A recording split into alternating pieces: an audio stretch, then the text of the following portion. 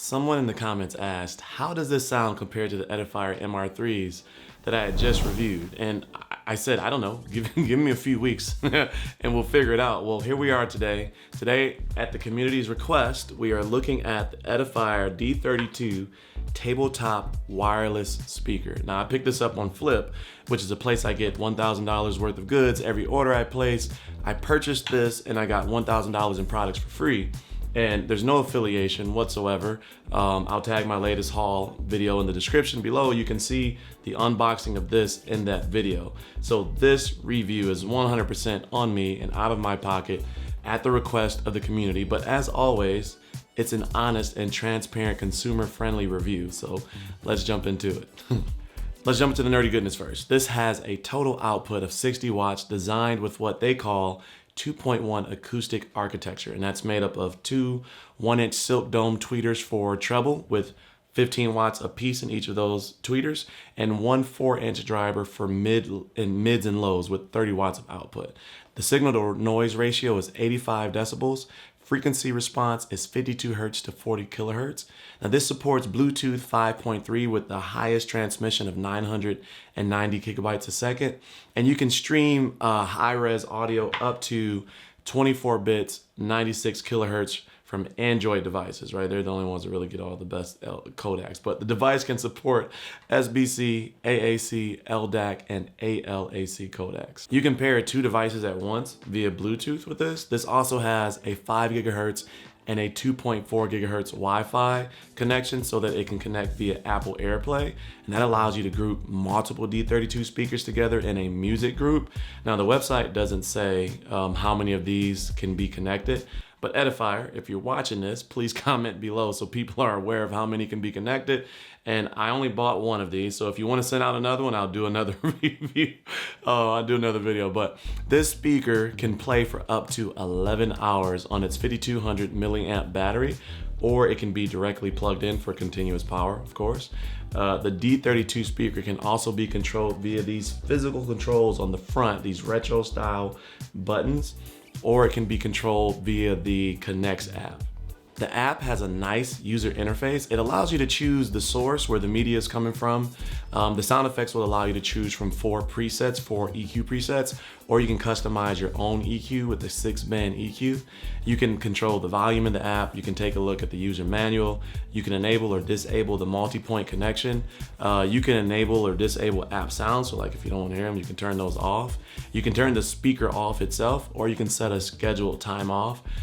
You can disconnect the Bluetooth set. That's probably if you're pairing multiple in the multi-device and going back and forth between them, right? Or you can return it to its factory settings. The app is simple, but I think it's really effective for what you need to do with this speaker. Lastly, this has physical inputs. It has a USB-C input and it has an aux input on the back. And that the USB-C input is for like your computer, right? You can stream audio through that. The aux input is for compatible devices like cell phones, tablets, laptops, and desktops. And one note is that when using the physical inputs, you have to control the volume levels separate. So, which isn't a really big deal. You're just gonna turn the volume all the way up on the speaker, and then you're gonna control the volume on the device that's attached, whether it's a tablet or a cell phone or whatever the case may be. The design of the D32 is retro, but to me, it's also very modern and sleek at the same time. The finishes, right? The front of this, etc. Although they are retro, I still think that they're clean, like they're crisp and they're clean and has that kind of modern efficiency, if you will. Like I can remember growing up and my mom had one of those like huge cabinet radio, like vinyl, players, and it's the ones that sit on the floor and you lift it up, right? It was massive, right? But it had the cloth like this on the front to cover up the speakers. And made of wood, right? And it's not, it's not quite like the one that I have on the video here, but very similar. And by the way, if you're interested in this, I found this on Etsy and I have no affiliation whatsoever with this brand. I'll put the link in the description below. But since I'm using their video, the least I could do is put their information in the comments in the description below. It looks like they have a lot of retro audio tech, so check them out if you're interested in that type of thing. This is one of 3 colors. So they have white, they have brown, and this one, which is the black walnut, and this looks really good.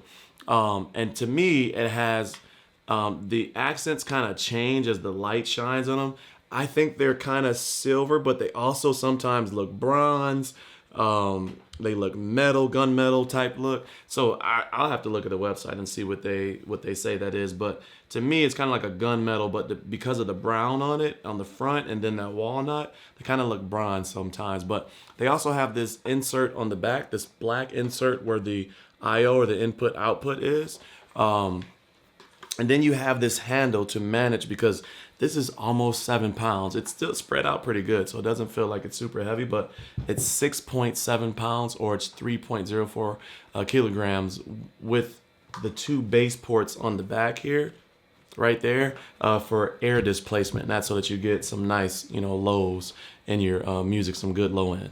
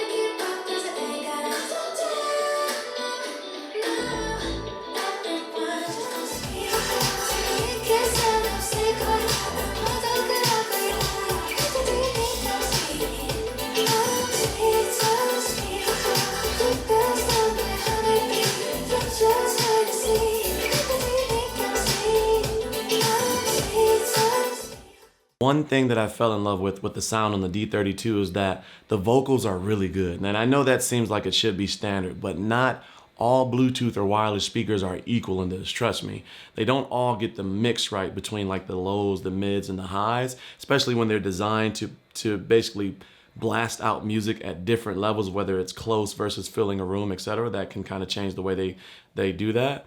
I was asked, what do I like better, these or the MR3 by Edifier, which are by Edifier as well, and I'll put that review in the description as well. But I think the MR3s are better in close proximity more so than the D32, right? This is a tabletop wireless speaker designed to fill a full room with sound, and less so the user sitting like 24 to 36 inches like on my desk as like the MR3s, which are studio monitors or hi-fi speakers, right? At close proximity, this still sounds good. You got to turn the audio down a little bit, but the amount of sound coming out of this speaker may be overwhelming sitting right here directly in front of it compared to like the MR3s. Although this has a 2.1 driver architecture, like the 2 tweeters on the outside and the big, driver in the middle, it's not going to give you that same feeling of being surrounded by the MR3s when you have one off to the right and one off to the left, and that sound is kind of coming from both directions. And so it's nothing, no knock against this. I just think that those two products are different. You can pair these, like I said, and then that may be a different situation. But Edifier, I only have one because I bought it with my own money.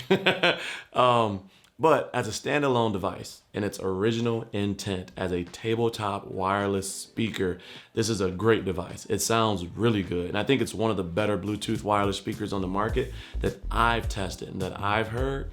And if you plan to use this on your desk and like watch video content, like, through your cell phone, Bluetooth and things like that, Do note that there is that you will want to use this in AirPlay mode or USB streaming, as there is a terrible latency with Bluetooth. There's a pretty big latency with Bluetooth. If you're unfamiliar with that, meaning you'll hear the sound before you'll hear the sound after the mouth is moving. So it looked like one of those sync movies.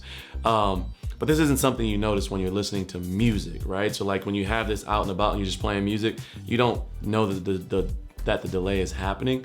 It's only when like you're following the lyrics in like Spotify or something like that, and you notice the latency between what you hear and read, because you'll see the lyrics and then you'll hear it on the speaker. But that could be a good thing if you're working to learn a song, but you don't have that same problem with USB or AirPlay. So let me know your thoughts on the D32 in today's video. I hope I was able to answer your question on which one of these would be better. If anyone else has questions, put them in the comment section below. I'll tag the MR3, like I said, review at the end in the description and at the end of this video, so you can compare the two. You're gonna watch this one and then watch that one. And also, if you were new to the channel today and you liked today's content, leave a like and hit that subscribe button below and join the Cozy Coalition. But as always, stay cozy in that crazy world, and I will see you in the next video. Peace.